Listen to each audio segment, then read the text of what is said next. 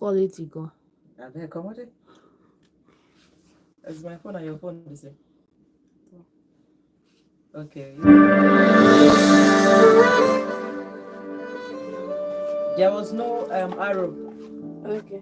There comes a time in your life when it seems This one is all feedback. hope is gone, and you need that one person that you can trust to tell you that everything can be all right. That's me. There comes a time when you feel betrayed by a brother, a sister, a friend, or by the one to whom you said, I do. There comes a time when you're sick and tired of that addiction and just want to stop. Let's talk about it on Comfort Zone.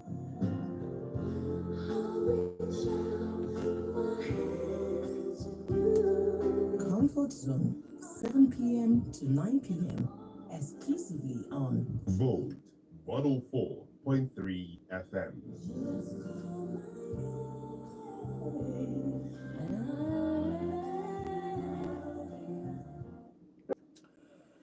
A beautiful, beautiful good evening to you, my dear brother and sister. It is a lovely, lovely evening right here on this beautiful station tonight. So tell me, how are you today? Hope you are good. Hope you are fine. Hope everything is all right. You know I love you. Sure, you know. Hmm? You know that my love for you, not Jackie Chan. I guess you don't know, but I'm telling you this night because I mean, think about it. Every day, Monday to Thursday, I come sitting down here talking with you because see, you are the love of my life. Oh, you are the love of my life. Don't call me yet now. Let me talk first. What's the matter? You are calling me already. Cool down. Okay, so it's a very beautiful evening right here in the cold city of Enugu, and Malaika is my name. And of course, you know this is Comfort Zone coming to you exclusively on Volt 104.3 FM. And you know what, right? You know you're my friend, and you're my sister, and you're like every to me. Think about it, right? And I know that you are going through something and you need that one person to talk to. You are going through something that requires you talking to someone. And guess what? I want to be your friend. I want to be your sister. I want to be your mother confessor. What is that thing that you're going through that you need to talk to somebody about? Can we talk about it right here? What is that one thing that is hurting you? What is making you cry at night? What is making you not sleep at night? Can we talk about it? Yes, we can. Yes, we can. Don't die in silence. Don't break down. A problem shared is half solved, and of course you know that, don't you? Hmm? I love you from the very depths of my heart, and that is why I'm here tonight to talk with you, to listen to you, to hear you tell me that one thing breaking your heart. And what are you going to do for me tonight? You just need to call me. Tell me, what is it? Hmm? If you are just joining us for the very first time, this is Comfort Zone, and this is where we share matters of the heart. This is where we talk about critical issues affecting love, relationship, and marriage. And all I need you to do for me is to tell me what's happening in your life and call me on 0706 048 5853, or you call me on 0911 219 9759. Now it's important that when you call me, you turn down the volume on your radio set. And while you're thinking of all the things that you're going to tell me, I've decided to talk to you about something tonight. I have with me tonight in the studio one of the family members of Comfort Zone. One of a serious family members in Comfort Zone, right? And guess what? She's going to be telling us her story. You know, I heard a bit of her story, sometime in the afternoon, and I said to myself, no, I won't hear this story myself. Somebody else needs to hear this story. It's a heart-rending story. It's a heart-touching story. But I just didn't want to tell you the story myself. I wanted that story to be told by the person that went through it. While I'm going to at some point take your calls tonight on Comfort Zone, I'd like, you know, to share this moment with my dear sister. She is a big member of this family. Her name, oh, by the way, she's beautiful. If you join us on YouTube, you're going to see how beautiful she is. Sometimes you want to ask yourself, why do good things or bad things happen to good people? I mean, if you look at this lady right here in the studio with me, you won't believe what she's been through, as beautiful as she is. But I won't be telling you the story. She will be telling you that story. I'm pretty sure you're going to learn something this night. So I have with me in the studio tonight to talk about her experience in her marriage. She got married to this guy that seemed amazing, but the guy wasn't as amazing as he was on the surface. Something sinister, something terrible, something awful was somewhere on the inside. And of course, her marriage crashed, and she's now like a single mother. She's a single mother right now, taking care of her boys. But it is not going to be a sob story, a sad story, and we are all crying. And no, it won't. You're going to hear her story. You're going to learn one or two things from what she's been through so that you will not make the same mistake that she made. Her name is Enifome, right? Yes, Enifome Ogbimi. And Enifome Ogbimi is in the studio with me tonight because I wanted her to share her story. Hello, Enifome. Hello, good evening. Good evening, my darling. How are you? I'm very well, thank you so much. See the fine voice. You won't believe that somebody with this kind of fine voice have been through some things like this. Guys, should we just dive into this story? I think we should just play like one song like this now so that you can relax and think about your life. Think about that mistake you are gonna make, right? And then we'll come back. So any for me, we're gonna go for a break. And then once we come back, right? I'll let you have the floor. I'll let you like share your story, right? Hopefully, someone will learn something from it tonight, right? But first of all, how are you? Doing very well. Are you good? Yes, I am. Are you fine? I'm fine. Are you all right? I'm all right. Are you in high spirits? Oh, yes, I am. Abi, you are still broken. Nah. Are you hurting? No. Are you still crying? No. Have you? I mean, you've been through all of it. Do you feel better with yourself? Oh, sure, I You do.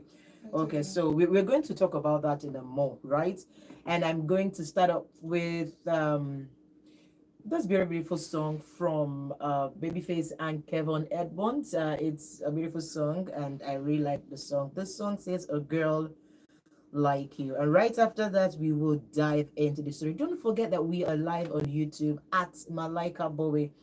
Just in case you do not know how to spell this my name correctly, it's all right. I forgive you because I love you, right? It is Malaika Bowei.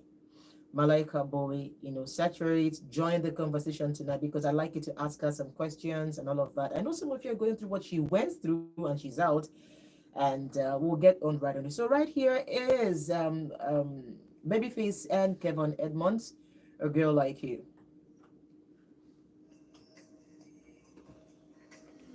Okay, it's off, right? Okay, it won't pick up that, would it? Do we still have, Yeah. we have to take feedback from there, right? Yes, I know. Okay. Every night before I sleep. Okay. 19 persons. Where did they all come from? It's 21 just now. 21. Have you joined? Have you? I posted it on my WhatsApp. The link? No, Yeah, these I ones posted it here. on my status. These ones here also. They are comfort zone people. That's. Child, once I come online, they're all here. Yeah, but you could see it, right? Okay. Ebube, you know her. Okay. Yeah. Are you seeing the comments? Oh, I've not even clicked the link. You need to join so that you can see the comments and all of that. Yeah. Dr. Frankie says I'm here now, Mama. Debbie Nasa. Okay. Onyejepe Cecilia. Well done, well done. You guys are wondering why you're seeing my full studio today. It's because I have someone. It's because I have someone in the studio. Usually, you will see only me, on the portrait, right? Picture quality is on point. So clear. Like, excuse me. But you'll have to, because you have to bring down the volume. If your mic will pick it up. Oh, You can hear me now, so you don't need to hear the feedback. Yes, you can read exactly. what is popping up on the Yeah. screen, but I wasn't hearing it because of this one. But I've Yes. reduced it now. yes, you have to. What the two of you are saying is on YouTube. Malaika Bowei. Like every your conversation, I'm saying it. Yes, I know. We are live. We are live with that, yeah. We are live, so okay. We just need to make sure comfort zone bed.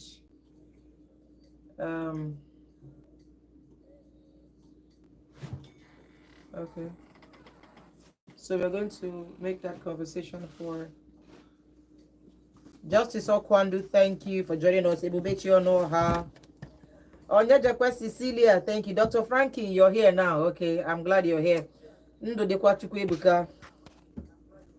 Amaka Blessing, gorgeous mama, beautiful evening to you. It's gonna be hot. Family members of Comfort Zone, make una gather.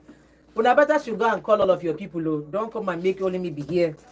Bubechi Onoha, yes, welcome, welcome. Who is here? Debbie Nasa, where have you been? We were looking for you 2 days ago, and what was it again? Yesterday. Okay.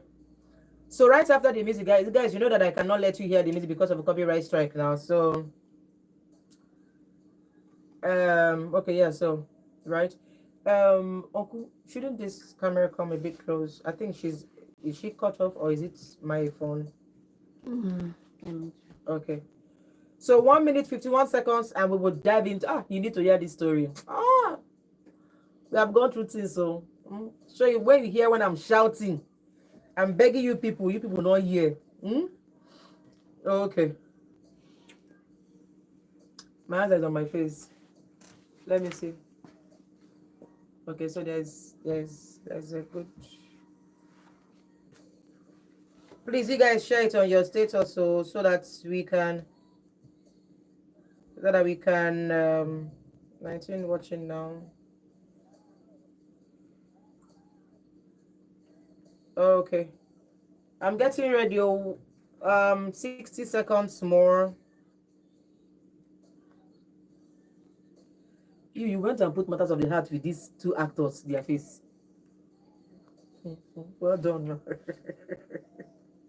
I hope the picture doesn't have a copyright to it. Okay. Joy Azu, see all of them. They are coming now because they want to come and hear gist. See, Joy Azu is here. Devin Asa, you're here. Cecilia, you people want to come and hear gist. I will block you people not hear me. You must go back to radio. You will see. Okay, Amaka Blessing. Hey, see, Amaka said it's going to be hot. Amaka Blessing, what's going to be hot? Gossip, Abi? Okay. If she does not tell you, she will tell me something that all of you will not hear. Guys, remember the feedback, right? Okay. I think I can charge. Charge. So you want, please, my charger. Thank you. My battery is low. Huh? I'll just drive it here and charge. Okay, right. Comfort zone. Are we ready? Okay, we are ready. The name of the guests. Everybody said we love gist. Just drag this. Hello, darling. Just drag this for her so that she can. Can you pass? Yeah. Guys, 1 second. I want to get ready. Thank you so much. Oh, I can use this? Yes. Okay, no. Thank you. It's fine. Name of the guest is Enifome Ogbimi. Enifome Ogbimi is her name. Okay. She actually came all the way from Lagos. So, Justice Oyao, are you ready? Yes, I am.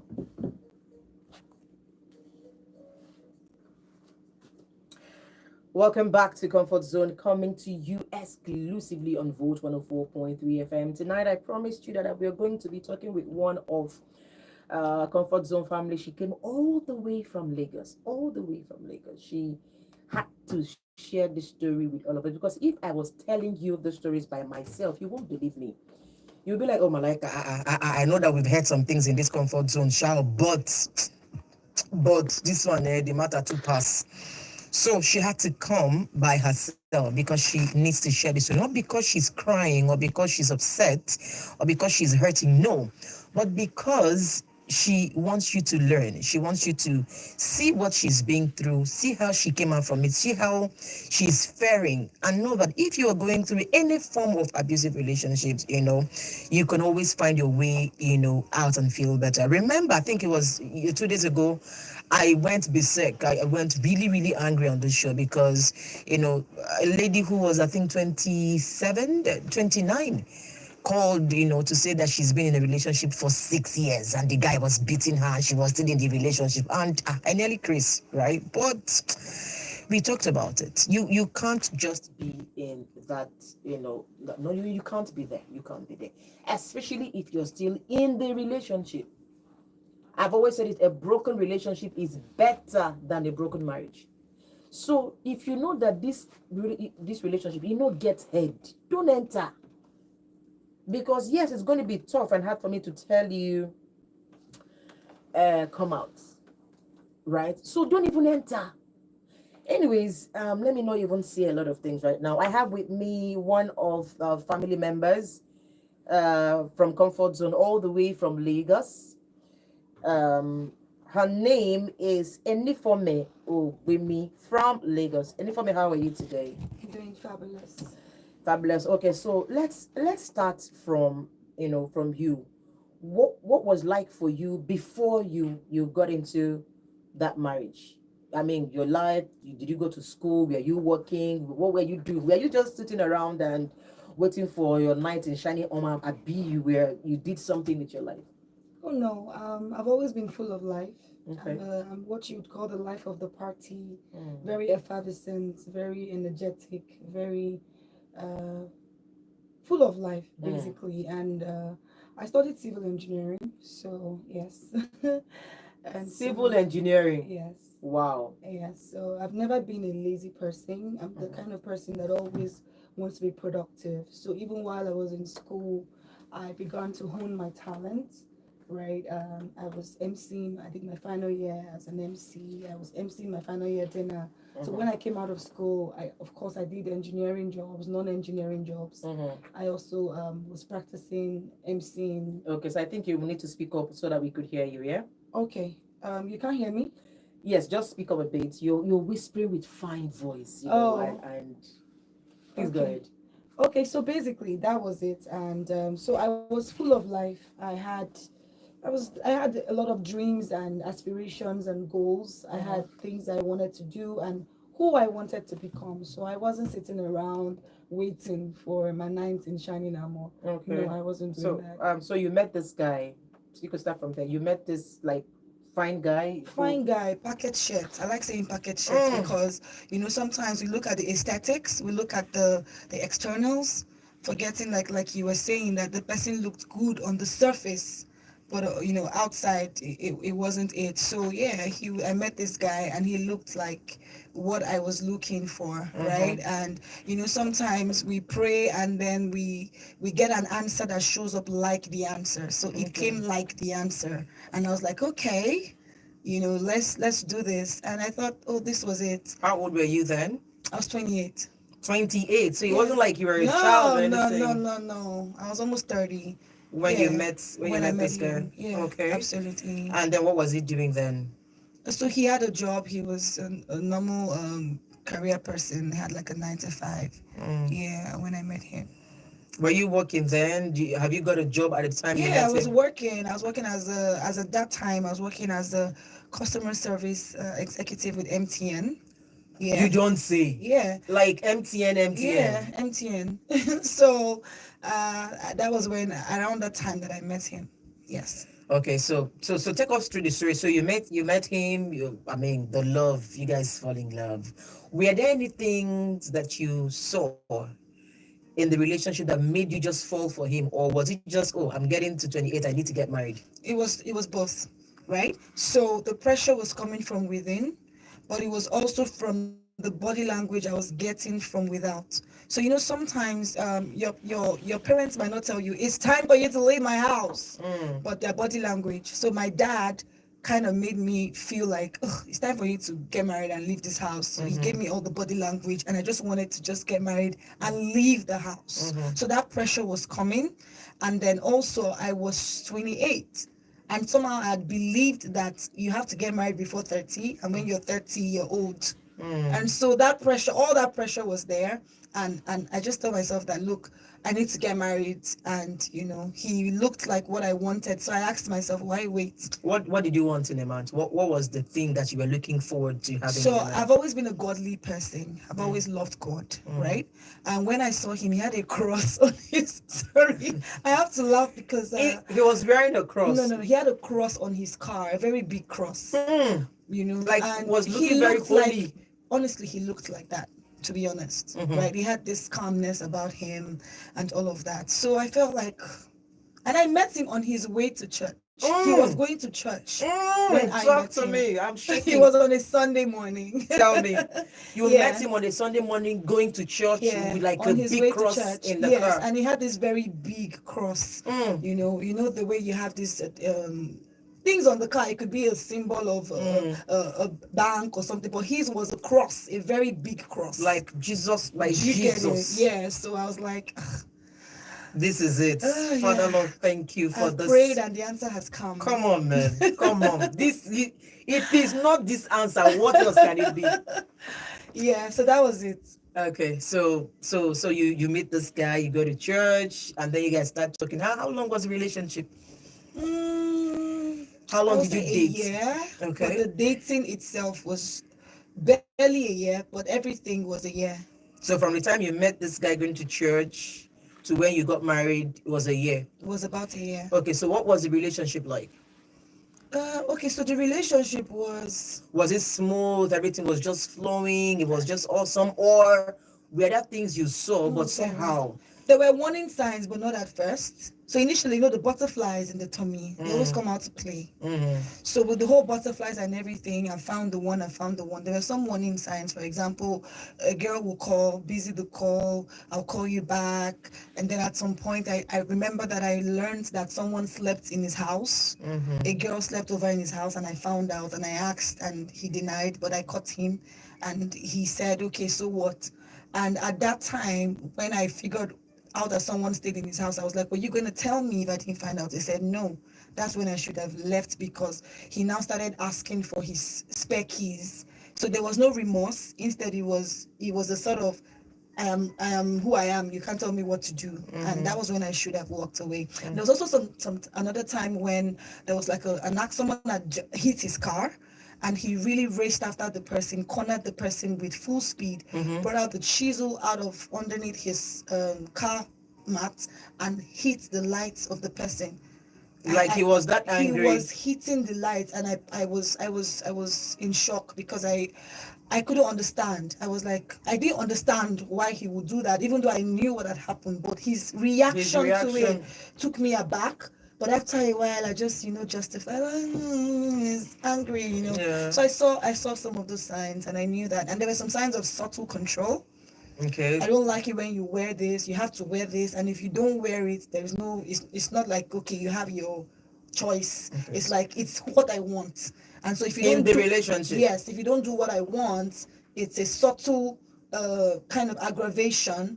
But it was subtle, but it was there. So those were some of the signs that I noticed. Were there times when he wanted you to wear a certain kind of clothes or do something, and he forced you to do that? If not, he won't be happy with you. Yeah, for instance, even how I got married, he had said, oh, it has to be in the Catholic Church. He wasn't giving me options, right? And I felt compelled, like, okay, if I don't marry in this church, I'm not going to get married. So there were those subtle things, because I already had a church, right? So it would have been great if he had come to marry me in my church, and I could have actually said no. But I said, let me just. So I was just dancing to his tune and whatever he wanted. I later found out why that happened. Why did Yeah, that you know, happen? sometimes you have very little self-worth. Okay. You don't feel you don't look at yourself as who you are in your complete sense, because you don't even know who you are. You don't know your purpose, and so you're just focused on marriage. Meanwhile, you're supposed to find out what is your purpose before marriage.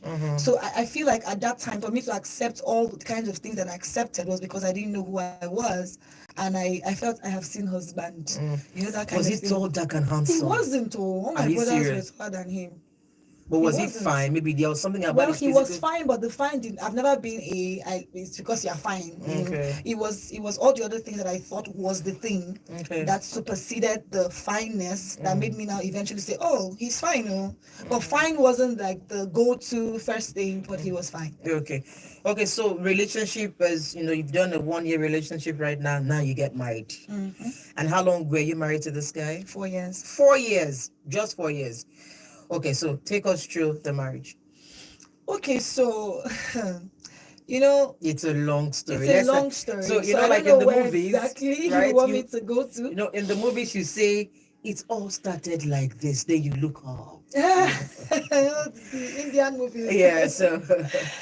Okay, so I always say that I attracted him. Okay. And the truth is, when I looked at myself, there are some crushes you have in secondary school that when you now look at them again, like, hey, how did I even because when I healed, I discovered that it was the broken version of me that attracted him. Okay. Right? So at that time I felt like, I've gotten married and this was it. Like, I am married. But in the first month of the relationship, I noticed that he was already looking outside. And by looking outside, I meant, so I've always been this very sharp intellectual child that if you do nonsense around me, I'll catch you. I was that kind of child. So I found some things, right? I wasn't really looking, but I found text messages, all of that. In the first month of marriage.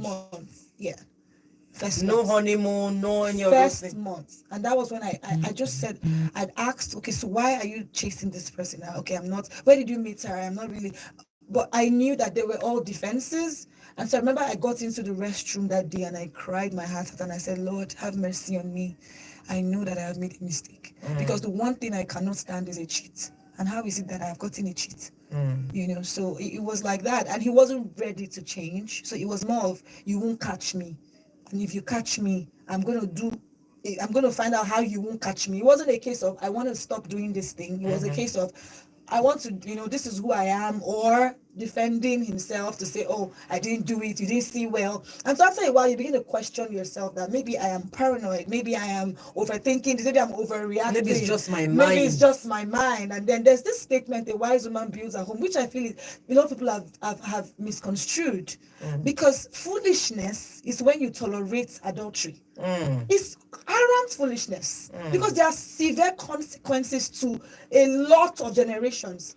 But let's just bear it, let's just take it, and then they make us feel like, you have to take things in. So for me, I got to the point where I accepted it. And so I would just say it was from one girl to the other. So I thought, you think it's one girl, let me pray and fast, let me deal with this person. And then before you know, another girl shows up. It didn't take me long to realize it wasn't the girls, it was him that had the problem. Initially, I thought I was the one that had the problem. So you'd say, I don't like this short hair, you have to do long hair, I'll do long hair. I want you to fix your nails, I'll go and fix my nails. I got to a point where I went to market to buy short things, all these bomb shorts, and I was never that kind of person. I didn't even like makeup.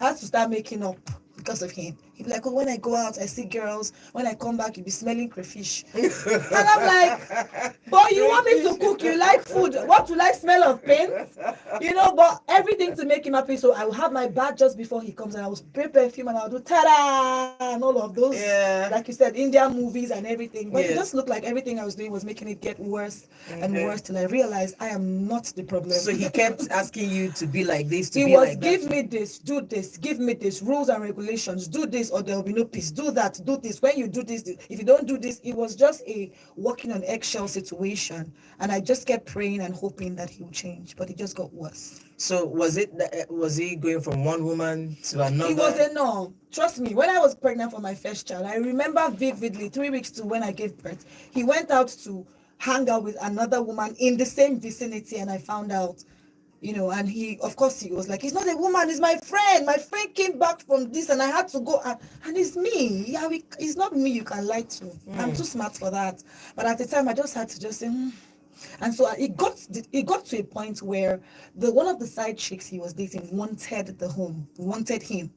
It got to that point, and she's like, "I wish I met you before you got married. I want you in my life." And she was going all out. I will cook, she will cook. It was no, hold on. Calm down. You have the way you are rushing this matter. Like, you will cook for your husband. She will cook. So when I take the cooler, because I used to pack both morning and afternoon. So when I take the cooler to the car, I'll see her own there. Like battle of coolers in the car. It was like that, So she wanted it, and she was not hiding. He used to pick her calls in my front. "Hello, darling, how are you? I miss you." I'm not even kidding. Please, just from my heart's sake. Kidding. No, to be like honest. In the same house, your husband is with you, picks the call of the side chick. Absolutely. Hello, sweetie, darling, how are you? I love you, I miss you. Then they'll be talking for hours. So it got to the point he said, "I want my own room. I don't want you to stay in my room." He had enough time, and then they'll counsel you, "Go and stay in his room by fire by force." You two, you go and you tell you one day, just say, "Get out." Let's just say I was a roommate that settled for being a roommate as long as I was there. And also, of course, I had children. And as a Christian girl, how do you just walk away? You have to keep praying. You have to do everything in your power to make sure that this man doesn't leave, right? And, the more you do, or the more I did, the more I realized that this man, he wasn't willing to change. He wasn't willing to stay. He wasn't willing to do the work required, to be married, right? You don't marry and you're still outside. You're either single or married. There's not a lot of things. There was one time he was on Bado.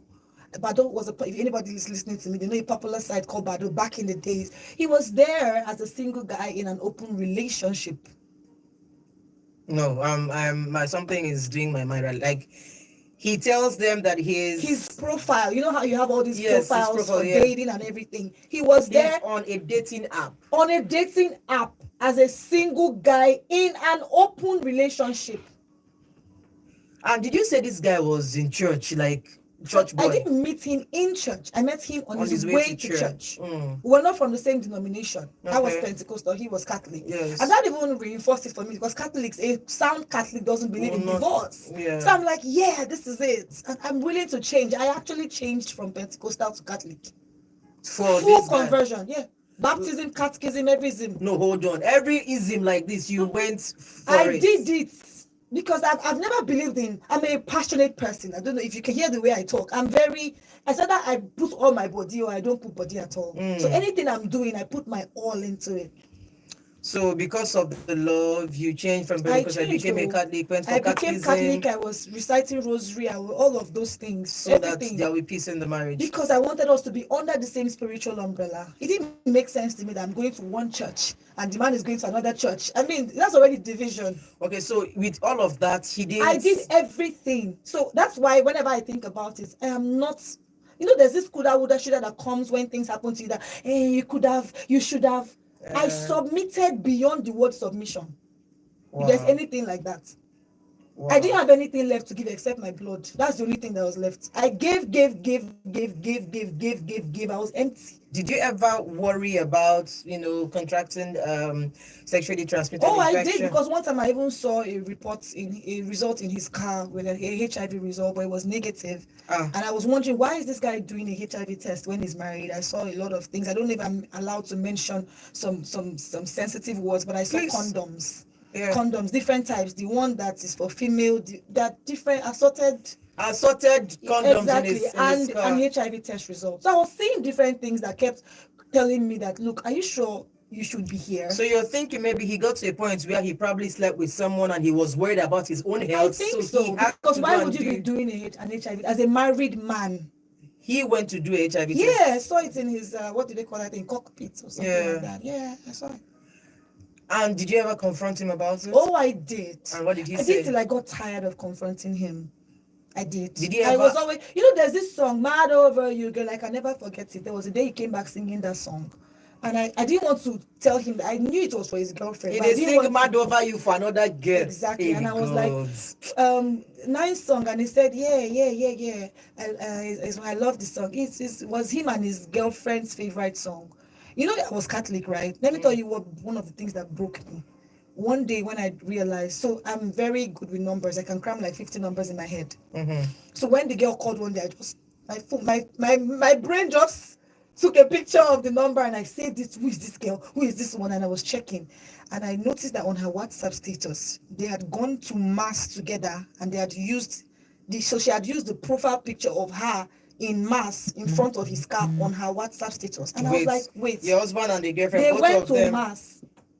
You know, I came to Calcutta because of him, Yeah. and I So- was still going. I wasn't even looking at what he was doing. Sometimes he won't take communion. I'll be like, "Why take communion?" I'll be like, "No, I don't want to take communion." Because he know what You he has understand? done.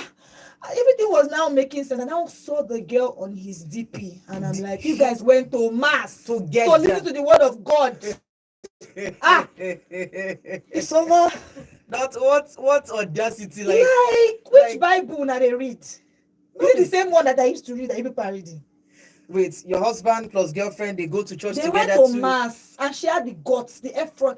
I don't know, Esther, Linda, Matthew, wherever you are, I pray you listen to this. As in, you don't see the man, I dash you. No, because at the end of the day, it's good riddance to bad rubbish. You need to love yourself enough to not allow nonsense. You're not a garbage bin. You know, someone here on YouTube says you were too obedient. See, I was beyond. I don't even think obedience can describe how obedient I was. Both what was in the book, what was not in the book. There's nothing I did not do to save my marriage. Were there extra things that you can talk about that you did in your quest to save this marriage? Hey.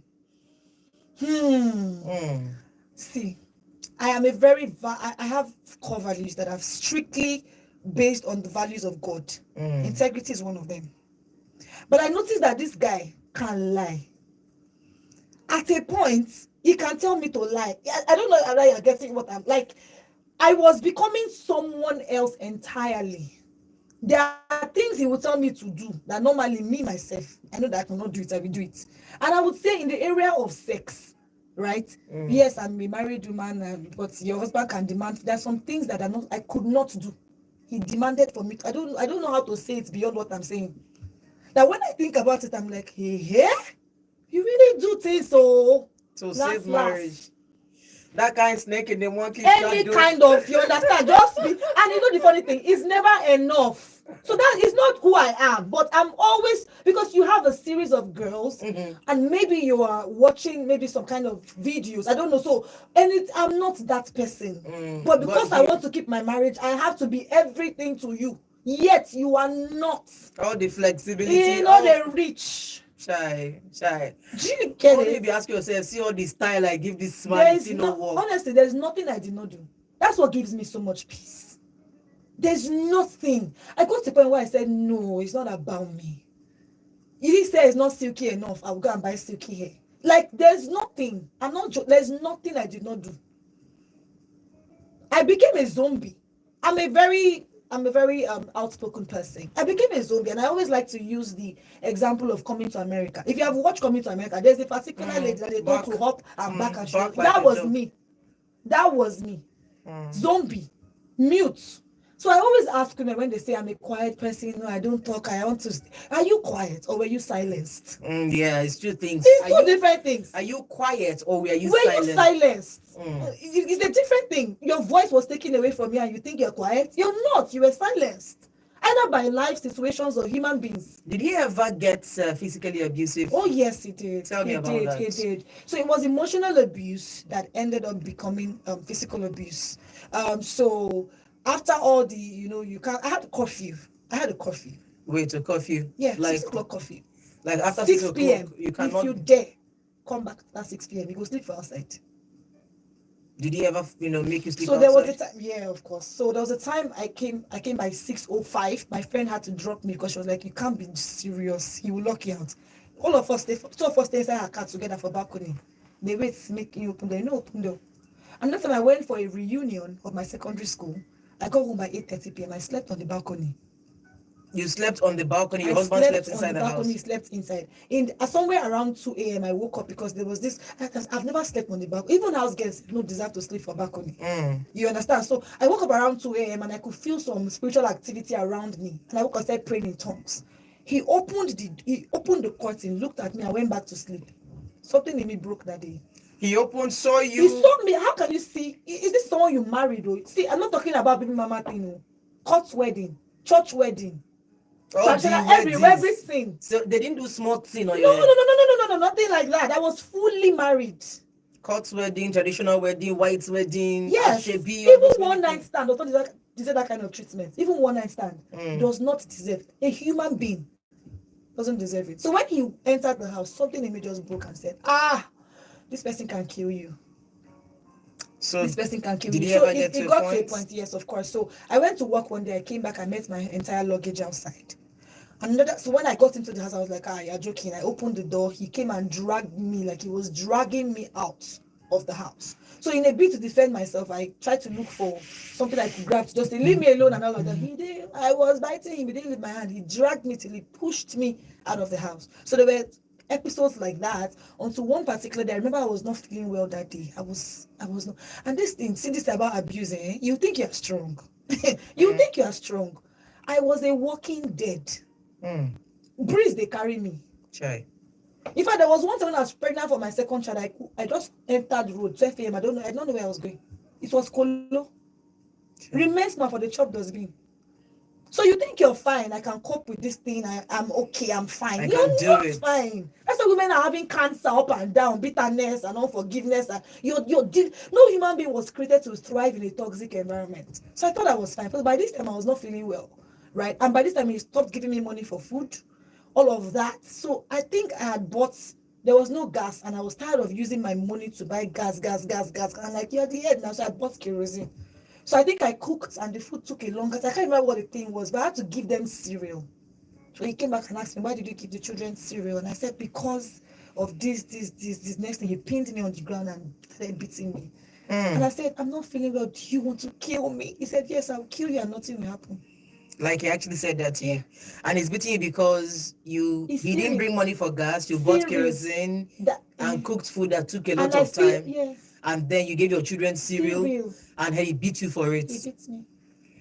Did you ever talk to anyone? Yes. So, my mom, that's one thing. If you're listening to me, I'm like, I don't want to tell my mom. I don't want to. And some parents, if you're listening to me, some parents are enablers of these things. My parents were not enablers, but my mom had developed high blood pressure. So I didn't want to tell her what I was going through, but she kept calling me, you're in danger. I was praying. I don't know. I saw you. And like nothing is happening. But I was in even more danger than I was, beyond the domestic violence. I didn't know what I was. I thought I was fine. Right. So at that time, I spoke to someone and she said, look, there's somewhere, Ministry of Women Affairs and Poverty Alleviation. You have to go and report this. And I said, okay. And so I went there to go and report to that. They are beating me because he degraded from beating to saying, I want to take the children from you.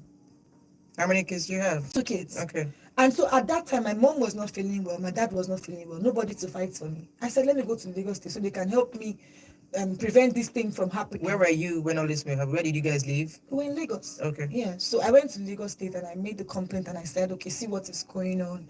And they said they invited him to come and sign an undertaking that he's not going to beat me again. When he got there, if you have married a narcissist, you understand. They are so charming that even the people that want to help you will be charmed. They did not believe that. Oh my God.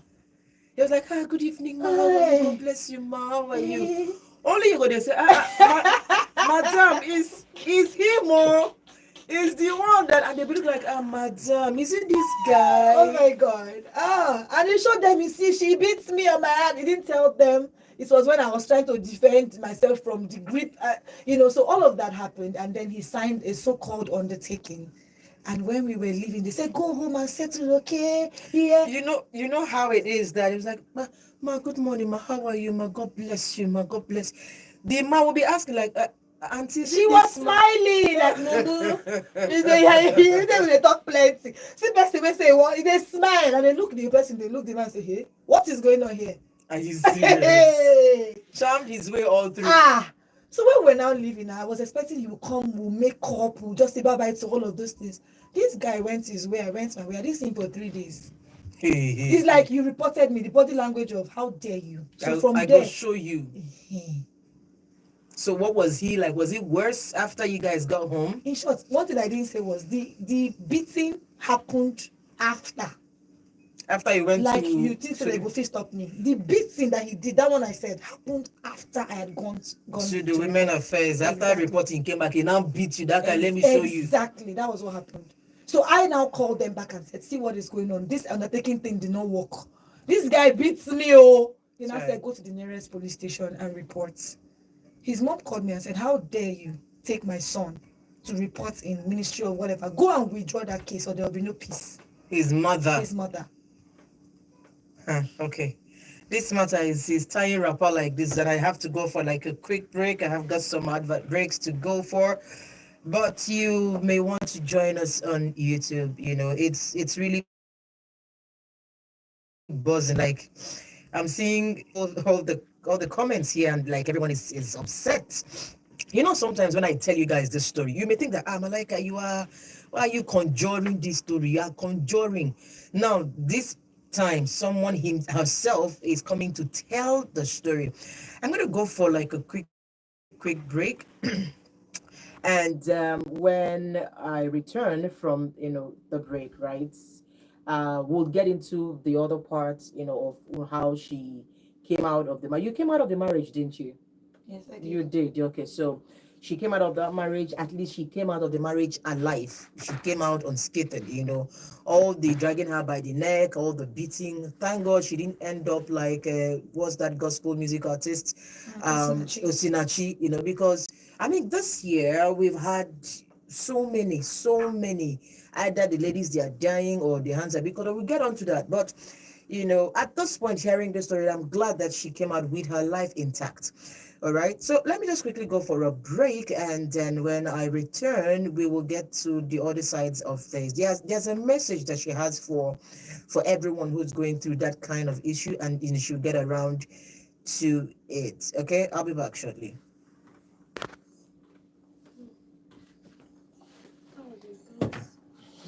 YouTube, you need to get to YouTube. You need to see. Are you on? Please let me look at your phone. I don't know what I it didn't is. just. Well, you can't see. You should be able I to think it's see. because I'm not using the app. Yeah. You're not on the app. Mm. You don't have the app on your phone. Mm. Okay. Okay, don't worry. I think I have. You could go with this one. Okay, guys. Should we get You're saying And because this is 2 hours, guys, I'm on a music break, right? So I think I have about 3 or 4 minutes so that before we are back. Yeah. Let me get to where's the YouTube here. So I won't be able to. I won't be able to let you guys hear the music. Of course. We went to Bishop's Court. Don't worry. So I'm going to read out some of the questions so that you can answer. So you guys, if you have a question, please just drop it on the YouTube, right? And so that I can, so that she can answer, because I know there may be questions in your heart, guys, right? And you really want to know, how this happened. So let me go for a quick break. The Ben jingle, where is it? Because see, we've talked for 40 minutes just now. Likely. It's already 8:03. And you would think that you have all the time, There's so much to talk about, but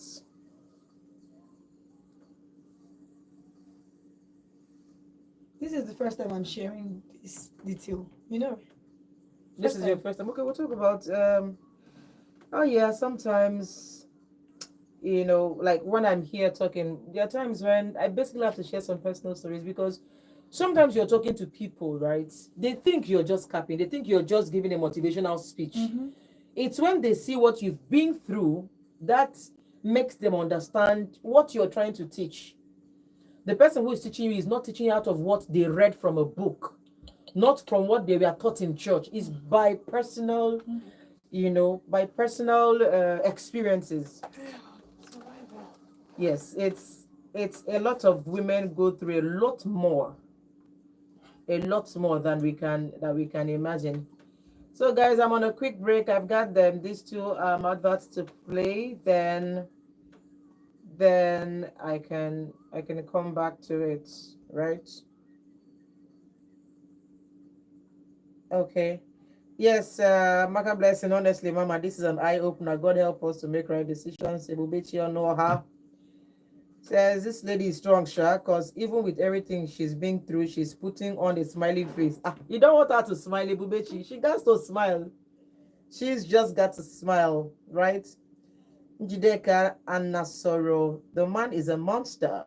My dear, you're a great woman. God's blessings. Thank you, Njideka. I appreciate that. Some to favor. Say thank God you're alive. You can see those comments here. Yes, I am. I'm seeing them. Yeah, Francis Arraigns said, thank God for what is in you is greater than what is in him because he didn't succeed in the evil. KK Samuel, marriage is too scary. I want to ask a question. Is it almost everybody must marry? My brother. Marry God's will. It's not scary. Marriage is not scary. You can get married to an amazing woman. Cecilia says, with all the problem, people will be scared of entering into marriage. Oh God, help your ladies. There are still good marriages. Mm-hmm. The fact that we had one bad one doesn't mean that every marriage is bad. Funny enough, guys, I can't. There's a fine lady in the studio, but I can't show her face. There's another lady right here in the studio, but she's not in the mood to share her own story. You get, and do you want to come and just blink small? Just come now, come. Elderly, come and blink small. Come on, no, you won't talk, just come and just blink, Come. And these things are happening to violate the sweetie, come down. No, you want to say, if you just come and smile, don't worry. You don't worry about your face, come this way. There's another lady. If you hear this other lady's story, you will not even talk. But we cannot talk about her. No, you're not in the. You're not in the frame. I'm not sure. No, you're She not doesn't sharing. want to show. No. She doesn't want to show. She had said the way she was going. Okay, but there's a lady right here. Okay, you can see her hand. Okay, we won't show her face, but we can see her lovely hair. She's waving. Now we are seeing the finger. She's going through her own right now. And of course, it's not easy for people to just talk because she can talk about hers, Eddie Former can talk about hers because she's been through it, she's out of it, she's, her divorce is final, right? But I have another beautiful lady here who I'm looking at and I'm asking myself, what wrong can this lady in front of me, what wrong could she have done? What wrong could she have done? She can't come to the camera because her own case is in court, right? So for her security's sake, we can't. Okay, Kasamali, I wish to be invited to the studio. You want to come and tell your own story? Okay, well done. Okay, so guys, I'm coming back on air. Where's my bed? Comfort zone. So right after this, we'll run through maybe another 40 minutes.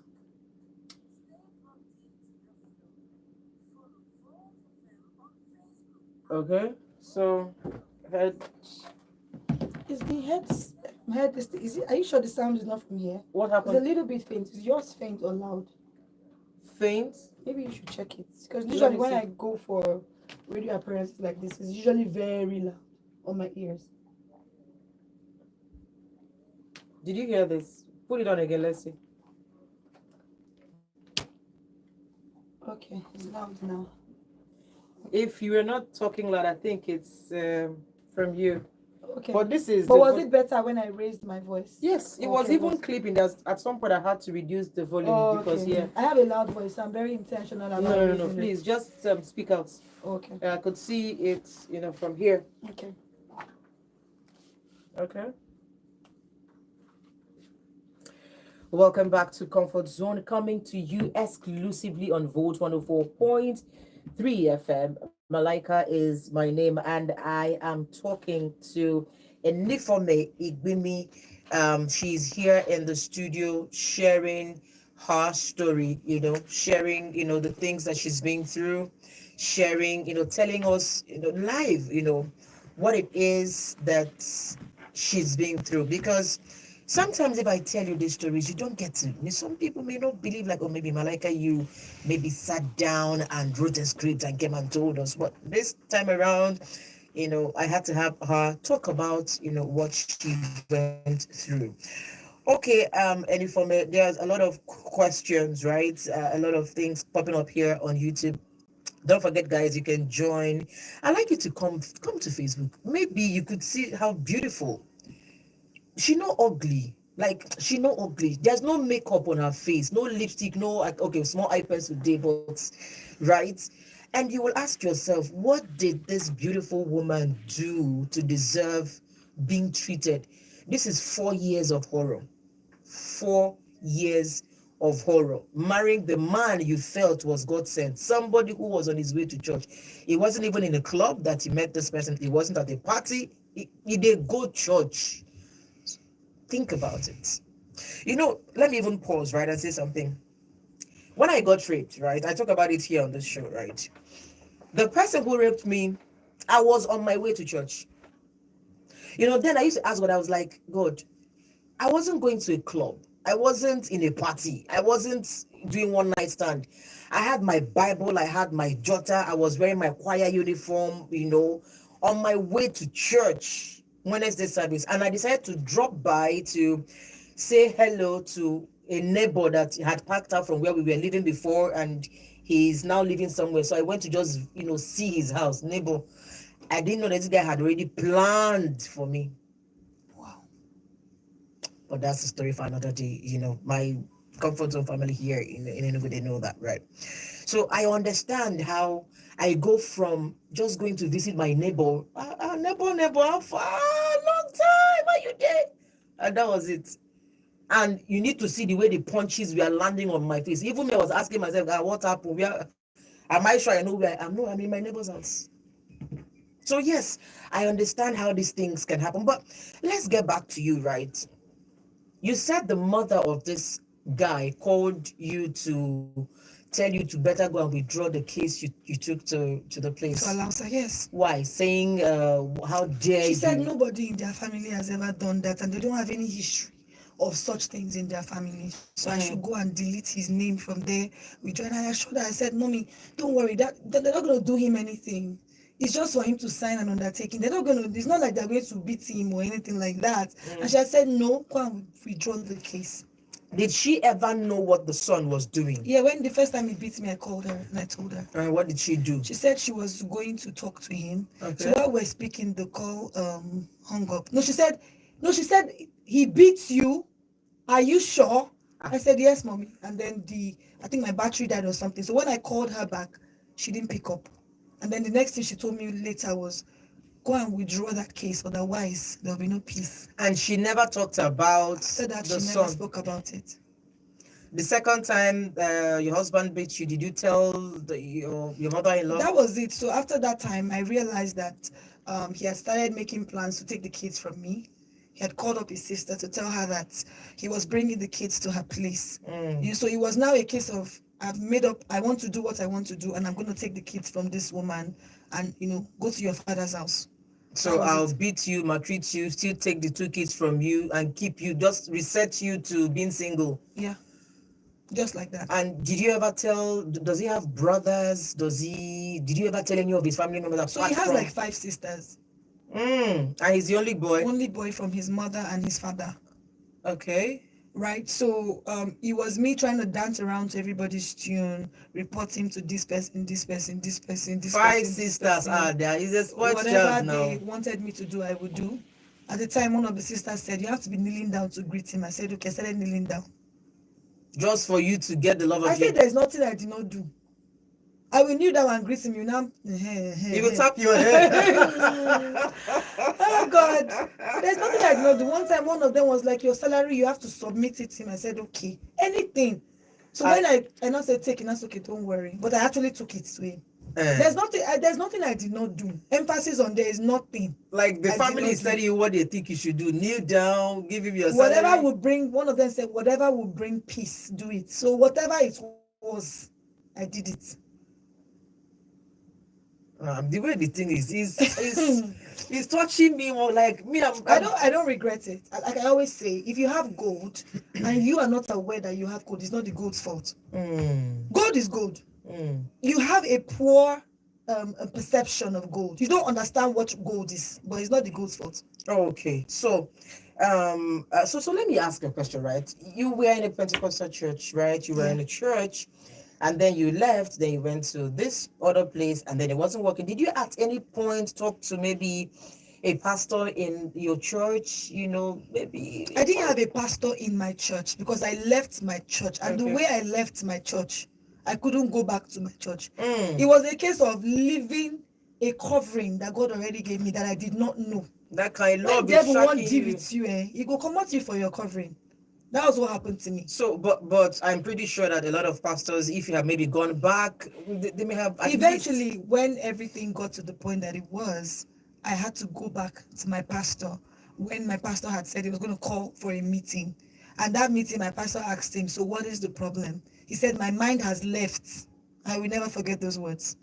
And he asked him, left to, yeah, his marriage. He said, no, my mind has left. She's a good person. She's sacrificed so much, but my mind has left. Those were the words. Just like that. Just like that. So he agreed that you're a good person. No, he admitted to my pastor that I was a good person. So my pastor told me, because initially when I took him to my pastor, I said, this man is not born again. No. The man was like, you don't want me to marry, they have come. And that's the part, right? Like, this pastor, you don't want me to marry. You have married, that you are blocking my own way. Exactly. And they're telling you, this guy is not born again. Says, sir, don't worry, he's holding the hand of the kingdom. He's holding the door. He will soon enter the kingdom of God. I know that things we listen to. The guy does not have to be perfect. He doesn't have to be perfect. But the truth is, I've come to understand that, you said something about 4 years. My 4 years was like 50 years experience. To be honest, when I told people ask me, did you go? I'm like, it's the compression of the things I went through. It's 50 PhD. Because a guy or a girl doesn't have to be perfect, but they must be perfect for you. There's such a thing as perfect for you, according to your design. So it doesn't have to be firebrand. It doesn't have to be speaking. You need, does your destiny require a man that is firebrand or anufilefu? So it is up to you.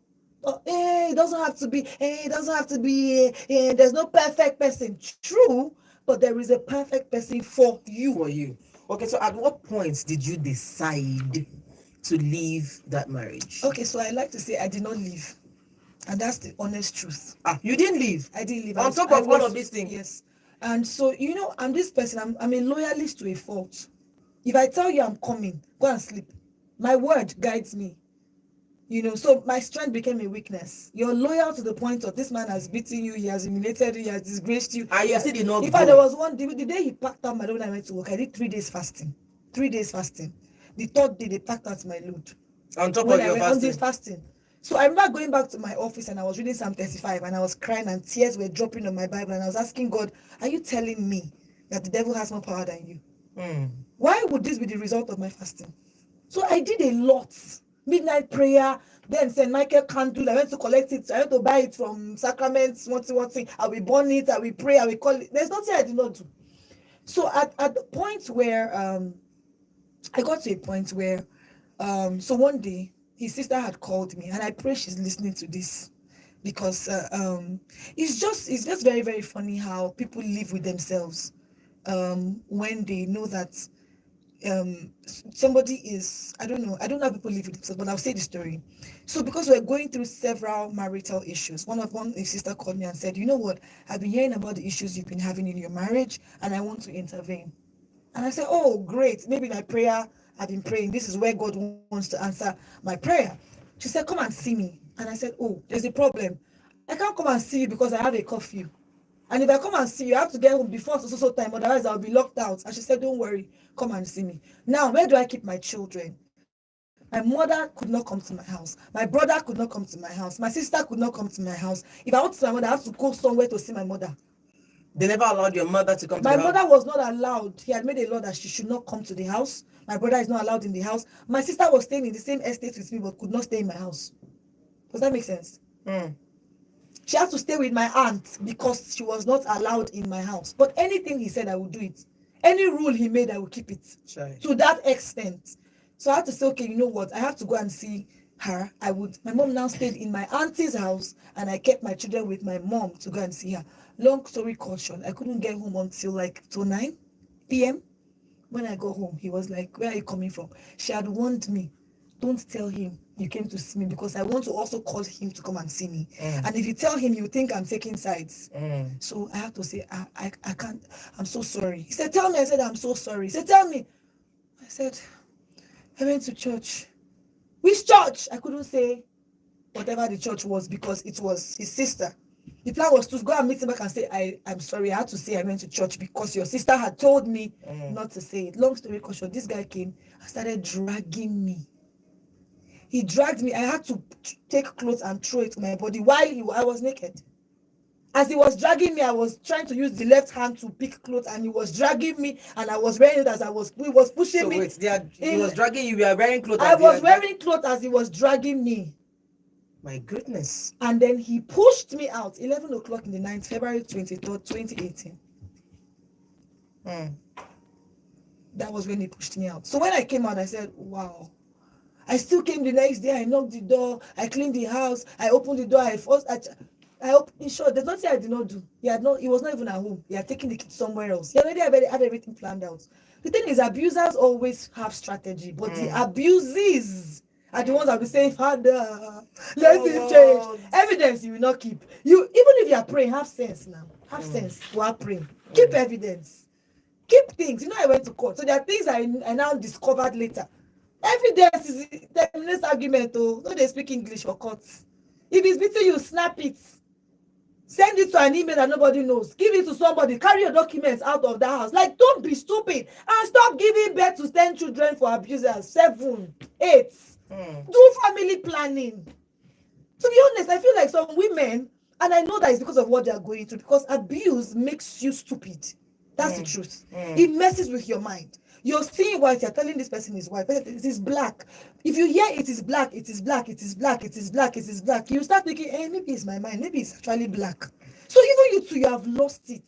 That's why it is difficult for many people that are being abused to actually make decisions, because their mind is messed up. So you didn't leave? I didn't leave. He pushed me out of the house. But it was God that made it happen like that. Because you see, loyalists, God knew that if he did not push me out, maybe I would have still been there. So when he pushed me out, I came back. He told me from the net, how may I help you? Like customer service. From net? From the door net. Yes, how can I help you? How can I help you? That was how it was. So anyways, that was what it was, really. And then one day I just realized that, look, this is not working. I went for encounter retreat, and I'm a member of Dominion City, and I had been praying to God to say, I want to go to encounter retreat. But because of the curfew, go now. I want to go. So when that thing happened, I said, but now I can go for encounter retreat. So I went, and for the first time, he opened the door for me. And when I entered the house, he said, you have 5 minutes. See the kids, pick whatever you want to pick and leave. Wow. 5 minutes. I looked at the wall. He had removed all the wedding pictures. So there was this supposed house girl in the house that was a house girl. You know what broke me? When my second son, who was barely a year, was calling her mommy. No. I tried my best to control myself, because I said, I don't want any drama. 5 minutes and leave. So I called him. Who is your mommy? You know I'm a mommy, right? With tears in my eyes. I'm your only mommy. Nobody else can be your mommy. Your 1-year-old child is calling her your mommy. Like, I looked at the boys. I went home. I went to my aunt's house where I was putting up. I lost my peace. I couldn't sleep. I did midnight prayers. I couldn't sleep. The next morning, I woke up like a lion. And I told my aunt, I'm going to pick my kids. Yes. I said, are you mad? Tell me that part. Are you crazy? I said, I'm not crazy. But you don't have a job. You don't have anything, because by now, I now lost the job. Abuse will mess up your mind. Which job do you want to do? Your job with MTN?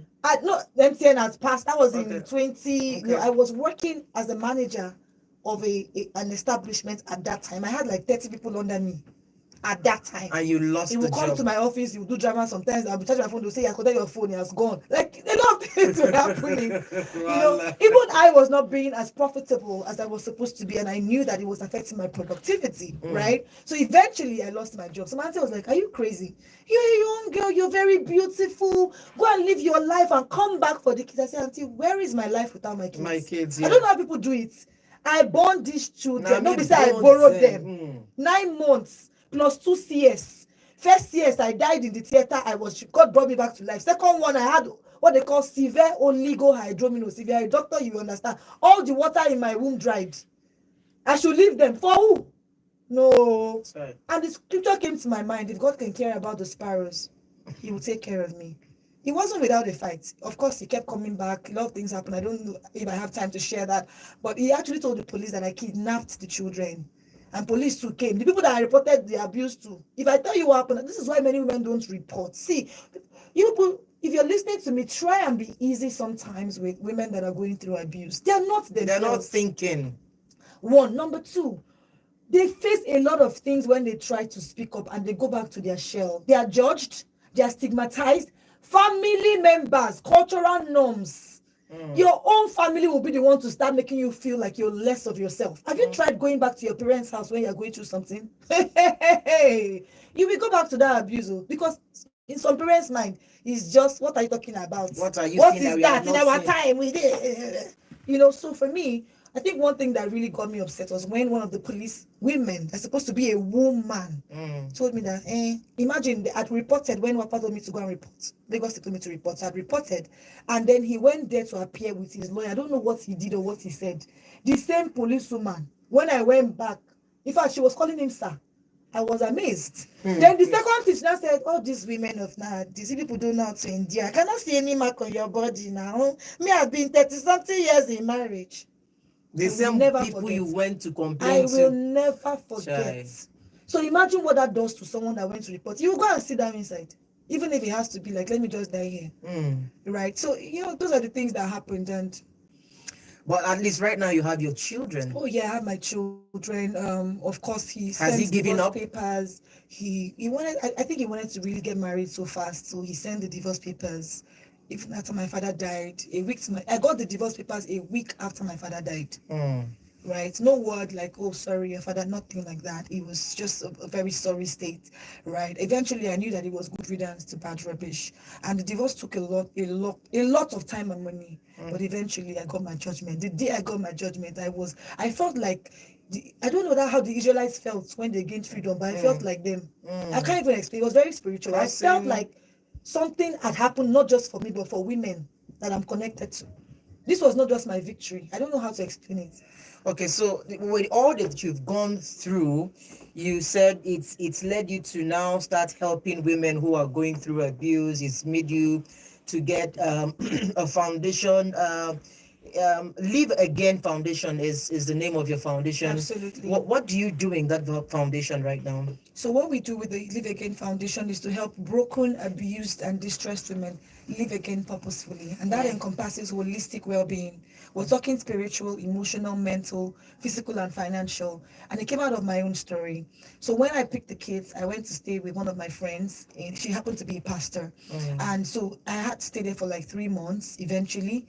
And then the space was so peaceful for me. It gave me time to really self-reflect and really check, how did I end up with this kind of man? And God began to show me so many things. One of the things that he showed me was a lot of us, especially Christians, we confess positively, we confess the word, but we ignore our insides, our hearts. We don't really check the state of our hearts. And what is inside our hearts, we will produce outside. So as a man thinks in his heart, so he is. So that was one principle that God showed me, that, look, this is something that happened to you. And then he made me remember things that happened as a child that I thought I'd forgotten, that scarred me and somehow gave me a mindset, a belief that attracted that man to me. So even though I was saying, God forbid me, man will be beating me, I will stay there. I still stayed though. Because the programming that has been programming me for years was stronger than my confession. So I began to really do a deep work in myself And then one day I had an encounter with God and I heard the words for the first time, live again. I'm like, what is live again? And God is like, live again is you. It's your story. And it's what I want you to do for women. So you began to give me things to do. Pay this person's school fees. I had not finished paying my children's school fees. Then let me just say I died to live again. And the death began at the encounter retreat. And then after that, I died severally. I'm still dying. If I come into Enugu, it's another level of death. Let's not go there. Right? But God has taken me on this journey to help women live again. And he showed me an army of women that are walking dead, wearing fine clothes, but they're walking like zombies. And he said, these are my army.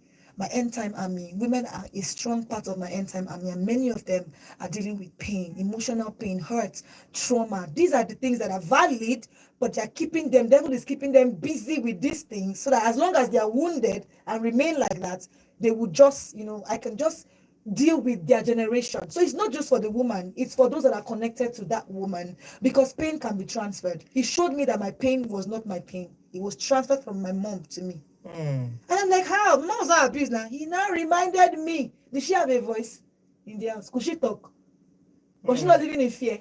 Your mom always lived in fear. Didn't you witness her crying sometimes? I'm like, yeah. So how did that affect? He said, when she was crying, you were crying. I'm like, really? He said, you were crying. And so the trauma, why you must heal, you heal for your generations unborn. You have to live again for them. You can't settle. Because every time your daughter is seeing you being abused, she's like, it's okay to be abused. That's all she's learning, she's observing more than what you're saying. Forget what you're saying. She's looking and like, okay, this is how they do it. Okay, you keep quiet when they slap you. Okay, when they slap you, oh, you keep quiet. Oh, that is what you're teaching her. So what you're doing is you are propagating a generational pattern of nonsense in your lineage. So God showed me how I'm a lion. That's my DNA. But imagine, make man and love or whatever. I don't even think I can call it love, because when I encountered true love, which is God, I realized that anything less of true love is not love. And if you don't know true love, you cannot know love. If you don't, you can't give what you don't have. Right? So a man that does not know God cannot love you. It's not like he doesn't want to, he can't. He doesn't have the ability. He doesn't have the ability to love you, because your own mindset of love is also thwarted. News and boom, Z world, and all the things you see. And there is something called love. When you encounter that love, it's a person. Your standard will be high. You cannot settle for less. You rather stay single than marry rubbish. So that was how, everything. I got to a point where God told me, go and help my daughters live again. Help them heal.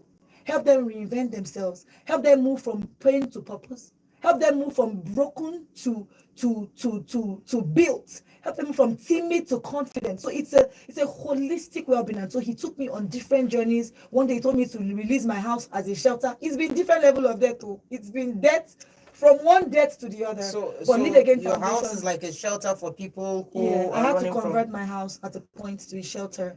And then that was when it started. But now we've moved from there into, a better space. Okay, so do you right now have a shelter where you help women with who are going through abuse? Yeah, we help broken. Our category is broken, abuse, distress. We help them. So when they come into the shelter, we have a curriculum. We take them through healing, reinvention, mindset re-engineering. Because there's a mindset you have that made you end up with such a person in the first place. And then we take them through confidence, self-esteem sessions, like, okay, how can you become better, confident? How can you show up in life as the person that God designed you to be, not as the person that life designed you to be, or you settled for in life.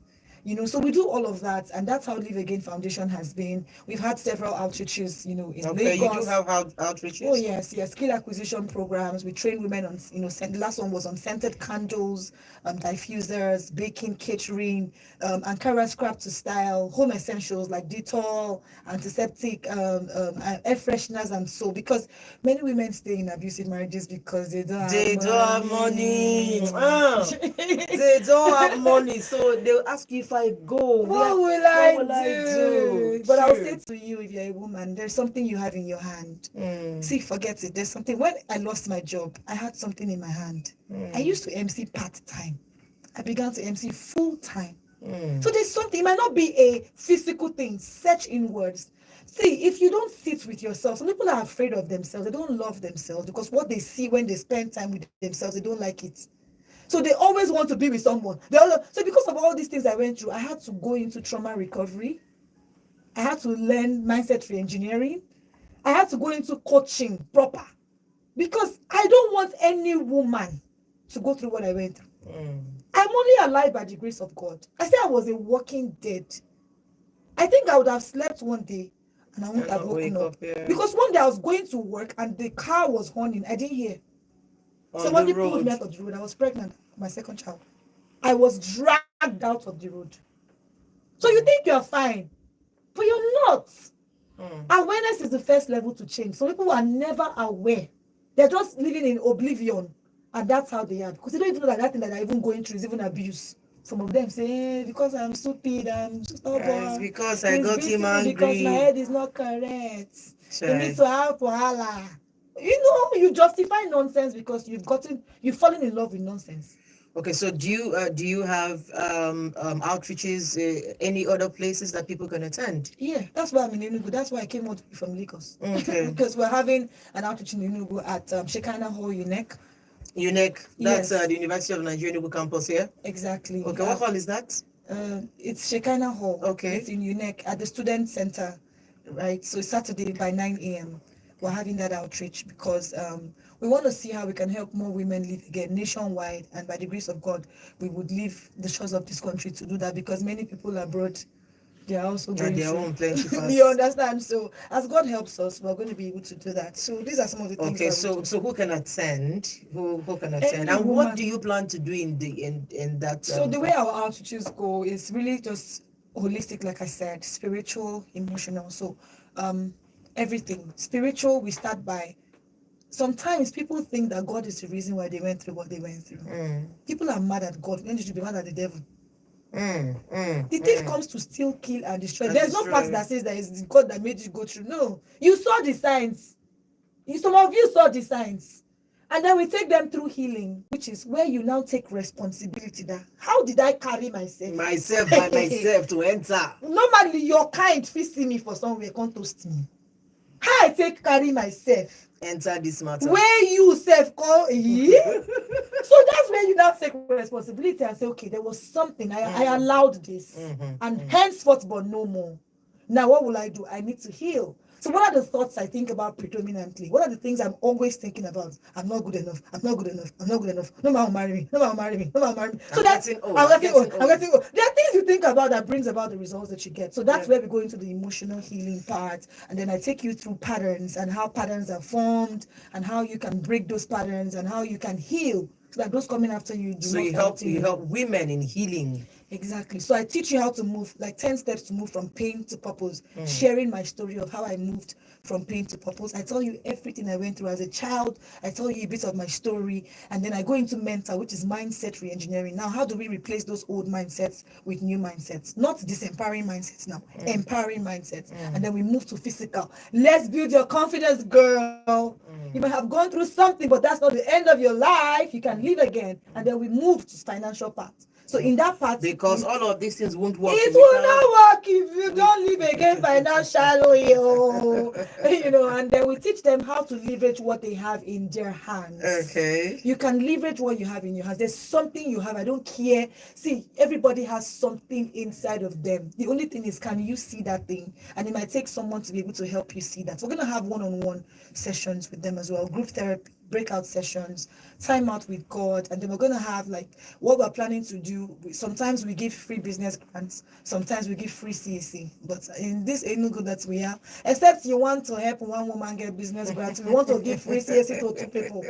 If you have business grants to give them, bring it and we will give them. Okay, so basically, when is this happening? I'm looking at when is this going to happen? Saturday the 26th, 9 a.m. Today is Thursday, so Friday. Oh, in 2 days. In 2 days' time. So that's the day after tomorrow. Exactly. At Shekinah Hall Student Center, UNEC. So UNEC. it's not for students are part of it. We're only doing it in UNEC. It's for every woman. Every woman. When we went to Oyo State, half of our audience were old women.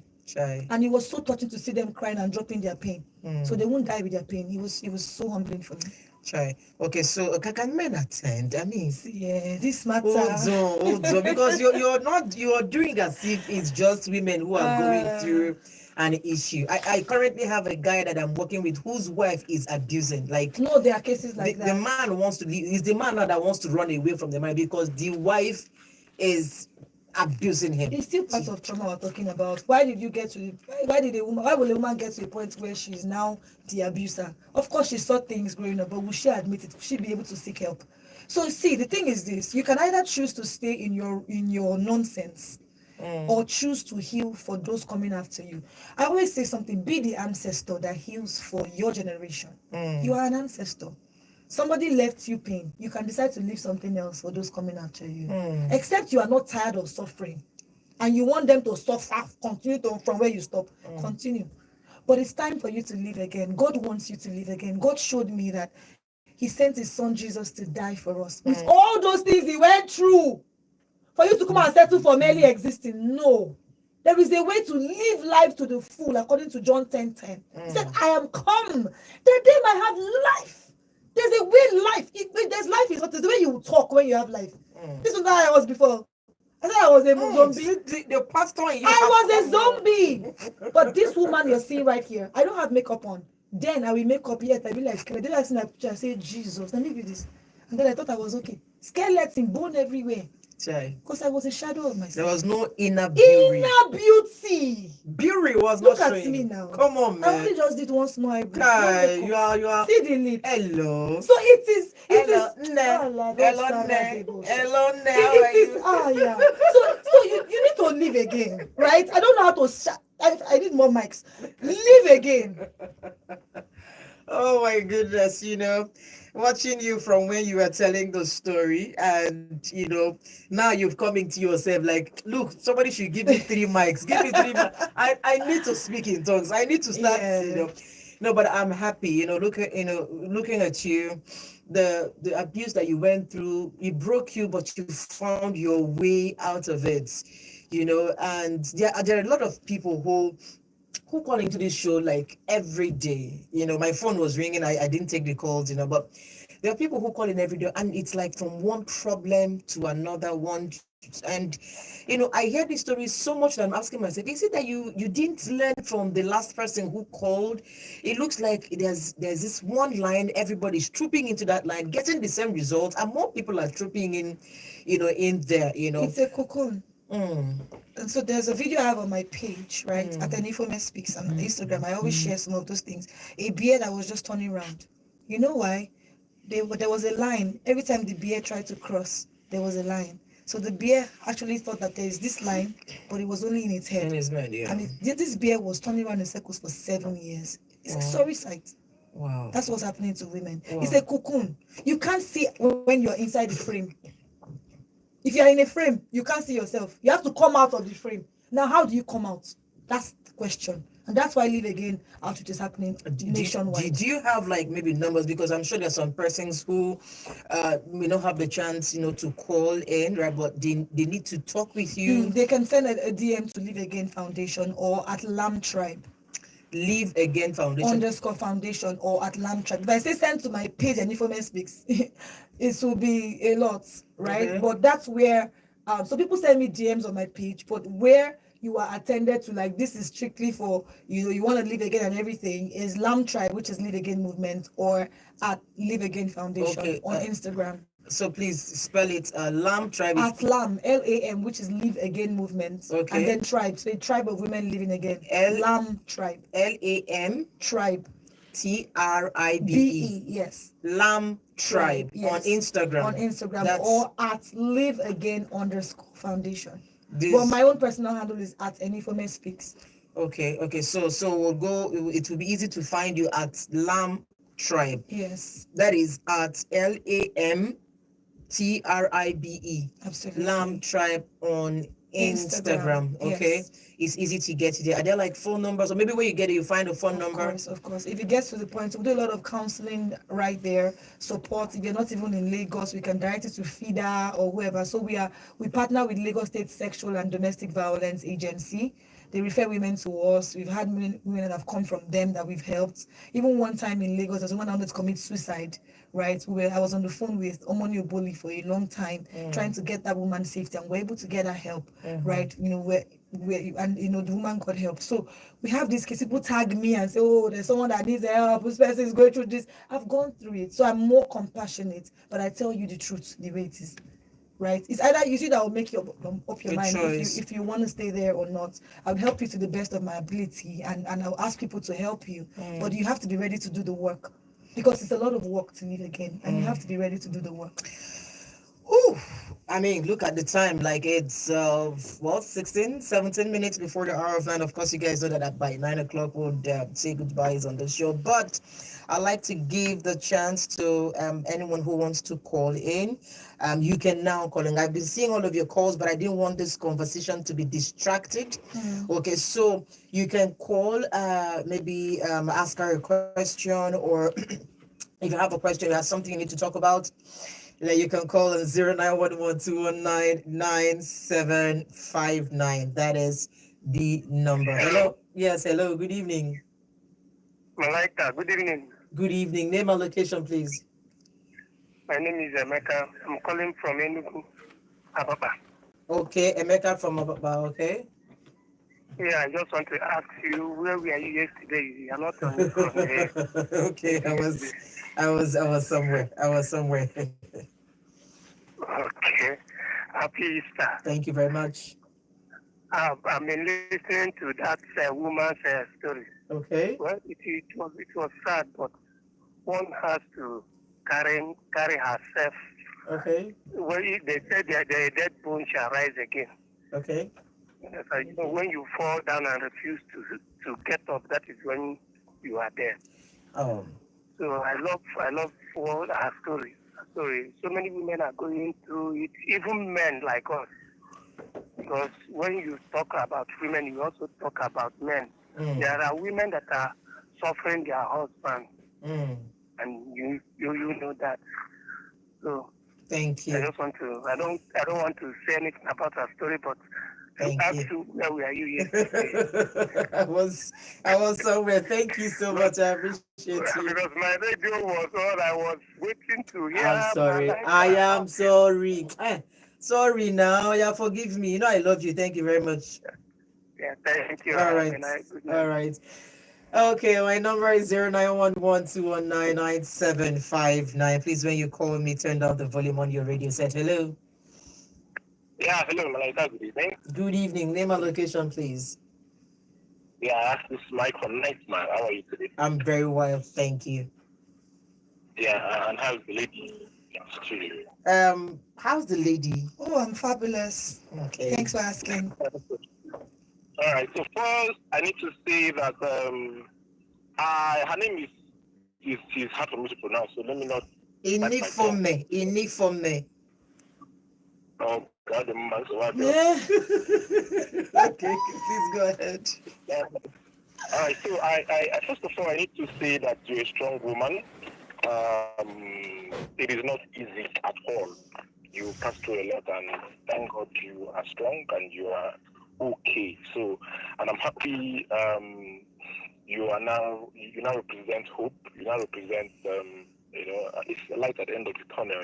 For some ladies, it is not easy out there actually.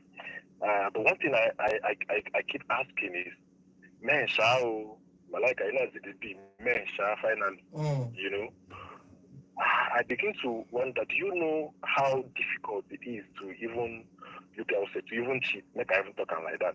Do you know how difficult it is to keep cheating in your marriage? And I don't know how some of these men, some of us, keep moving, keep, being strong. I don't get this because me when they say small thing with small girl, tell me how far. First of all, I don't suspect myself.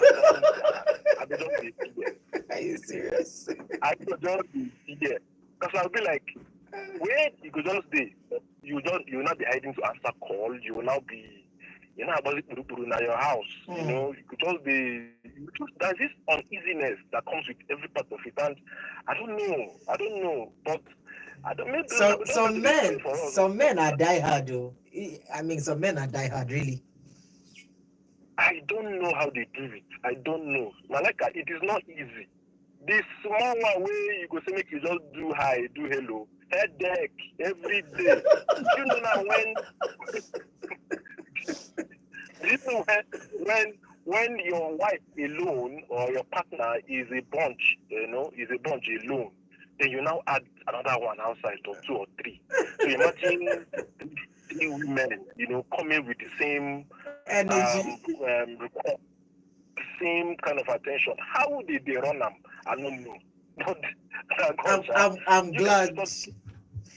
I'm glad that you still are saying you still have a conscience. That's why you're talking like this. A lot of men don't have conscience. Oh man, it's a whole lot. And you know that if you're a man, you're married, and you have a daughter, you just have two girlfriends. You have two wives. Because your wife is looking for emotions and attention and time from you. Your daughter is looking for the same thing as she grows up. So you, as much as you can, you need to keep balancing the whole thing and making sure they are fine. You can't go carry another two from outside. You won't die. All right, thank you so much. Amen. Thank you for calling. I appreciate you. Oh my goodness. All right. It's a tough thing, right? But I'm happy that there are still some men who have some level of conscience. A lot of men, they don't get conscience at all. All right, we've got 11 minutes before the hour of 9, and I have that space to take just a few more calls. You can call in on 0706048559. Good evening, Auntie Malaika. Thanks a million times for this, your program Comfort Zone. I appreciate you. Thank you so much. Hello. Hello, good evening. Good evening. This one, all men are calling me tonight. Where are the women? Oh, yeah, talk to me. No, this small thing. I'm Timothy from Enugu. Timobi, talk to me. Now, I'm really inspired by what this woman said today. Nah, the thing just entered me. Like, hey, God, the men, dude. Hey, I'm telling you, I've seen so many men, like, I've witnessed it even with my dad. So if my dad is one cannibal of somebody else. Are you serious? Your father? My own dad, but that is not the case now. I want to ask you a question. That really didn't answer the question. Like the program that happened on Saturday, are men invited or is it only for women? I asked her the question, no, she dodged my question. Now somebody is asking you. She didn't answer the question. That's what part that I'm interested in now, so that I can know if I would attend or it's strictly for ladies and women. Oh yeah, Andy for me, please answer. Okay, so Thank you. Just like every job, there's KPI. My KPI right now is women. Just women. Women, but I can help. If you send me a DM, I can help because I have boys. My kids are boys, and I have a desire to see men whole as well. So sometimes I help men, but it's not your core. My KPI, exactly. So if you send me a DM, I can help, right? But the outreach is for women, strictly for women. Yes, please. So please just send her a message. She'll be able to attend to you personally, okay? The Lamb Tribe on Instagram. Yes, LAM. Lamb Tribe, okay. Yes, Tribe, okay. yes. Thank you very much. Thank you so much. Very welcome. All right. Okay, so my men are left out. Chai. What shall we do? Okay, so I'm just going to take just a few more calls. I'm looking at the time, 0706048585 or you call 091121997959. Hello. Hello, Good evening. Name and location, please. Okay, please go ahead. I want to thank the auntie that called to give us some lecture. Okay. I just thank her and to may Almighty God bless her. Amen. So my is that I want to meet her one-on-one. In fact, I would like to meet her because I have some problem in my own marriage. but I can't really share with my big phone because my big phone is spoiled. I'm using small phone to call you, so I cannot chat on Instagram or send any message. Okay. So I don't know if that she can send me her number. Okay, no. So what we'll do, right? You can meet her up, right? In that program. If you go to UNEC, right? 9 o'clock on Saturday. That is a day after tomorrow, next tomorrow, right? Just go there. After the program, you can corner her and tell her, please, oh, I'm the one that called from Volt FM. Please, I'd like to see. She will attend to you. Yes.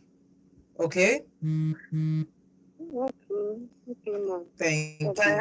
the problem is that I don't have the transport to go there, so I would like to call her. So if trying to get a solution to your problem is important, I'm sure. Where are you calling from? I'm calling from Uganda. I'm sure from Ugwaji to UNEC is not far now. My sister, you can borrow money from a neighbor, from someone. If you really need to speak to her, you need to get this thing out of your chest. You will find a way and meet her, okay? Okay, no, Thank you. Thank you very much. Oh, 7 minutes. 7 minutes before, 6 minutes now before the hour of 9. The phones are buzzing. Hello. Good evening. Name and location, please. Okay, Favor, please go ahead. Yes, sir. I enjoy your music this night. Please go ahead. Yes. It's all about what this country was saying. Okay. Please advise to meet her one-on-one. Yes, if you want to meet her one-on-one, please be there on Saturday. You know, it will not be easy for her to give out her number personally to everybody. That's why there's the program, right? A lot of women are coming. A lot of women are coming. So if you go and after the learning, she will have time to talk with people one-on-one. Do you understand? Okay, but yes, Yeah, that's what I'm saying. She has a program where she's going to be talking to a lot of women on Saturday. That's next tomorrow. Okay, it's in UNEC. It's in UNEC, 9 o'clock at UNEC, Shekinah Hall in UNEC on Saturday. That's where she's meeting with everybody who wants to meet her. All right? Thank you. Guys, she's willing to meet you. She wants to meet you. She wants to talk to you. She wants to listen to you, right? And she's saying she can't be meeting people one by one. So if you can come to Shekinah Hall in UNEC next tomorrow being Saturday, she will meet everybody one by one there. Hello? Okay, please do call back when you are ready to talk. So guys, you get it, right? The Live Again Foundation, she has a program coming on Saturday, that's 26th. Today is 24th, so tomorrow is 25th. On Saturday is 26th. 9 o'clock, Shekinah Hall in UNEC. There is where she is going to be meeting one-on-one with a lot of women, face to face. Hello, good evening. Good evening. Yes, name and location, please. My name is Marian. I'm calling from Enugu. Okay, Marianne, please go ahead. Based on what the woman said, really touched me, sir, but marriage is not easy. Okay, so what's your contribution? Knowing that follow, like really tried. Thank you very much. 070604853091121999759. Please, when you call me, turn down the volume on your radio set. And then once you call, I've got a minute. Just be quick about it. Hello. Okay, this one just went up, and we're looking at my time. And I'm just trying to make sure that I take as much calls as I can. All right. Yes. Hello. Good evening. Hello, Malaika. Good evening, ma'am. Good evening. Name and location, please. I'm any good check. Osi Ben, you have 1 minute. Please shoot. Okay, I don't have any much. Mommy in the studio, I'm greeting. Good evening, Mom. Good evening. Yeah, welcome. Thank you. Mama, like, I don't have any much. I just want to greet you because I didn't hear you yesterday. Okay, thank you very That's much. why that is my problem. That's your problem. Okay, thank you very much. But I'm happy to hear your voice I'm now. very happy to hear your voice today. Thank you. Thank you. Thank Bye. you. Bye. Okay, so I think that will be the much we can take. But my phone keeps buzzing. What do we do? Guys, I know you want to call in. I know you want to speak to her. So I'm asking you to please be there on Saturday. If you're a woman, you're going through pain, you're going through distress, you're going through abuse in your marriage, you're wondering how to come out of it, please find yourself there at the Live Again Foundation. The outreach is happening at the Shekinah Hall at UNEC is where it's happening, and please be there, okay? And you can talk with her. You can, when you have a breakout session, when you're talking to people one by one, you can go meet her. All right, any last words, Inifome? You can live again, Mm. right? It doesn't matter how bad, it doesn't matter what has happened to you. When there is life, there is hope. That's not just a statement. There is actually hope. Hopelessness is a mirage, right? As long as you're alive, there is hope. And that's the hope I brought to you. You can live again. All right, thank you, Inifome Ogbemi, for sharing your story to us. I really appreciate that. Thank you so much. And Thanks for having me. And then, guys, please don't forget to meet her up at the Shekinah Hall in UNEC on the 26th. That is on Saturday. And go share. Yeah, this is like, comfort zone now. This is like comfort zone, matters of the heart happening live, not on the studio, happening live. Thank you very much, guys. I love you, like from now to the moon and back. I'll see you again on Monday. Have yourself a wonderful, wonderful night rest. Bye-bye.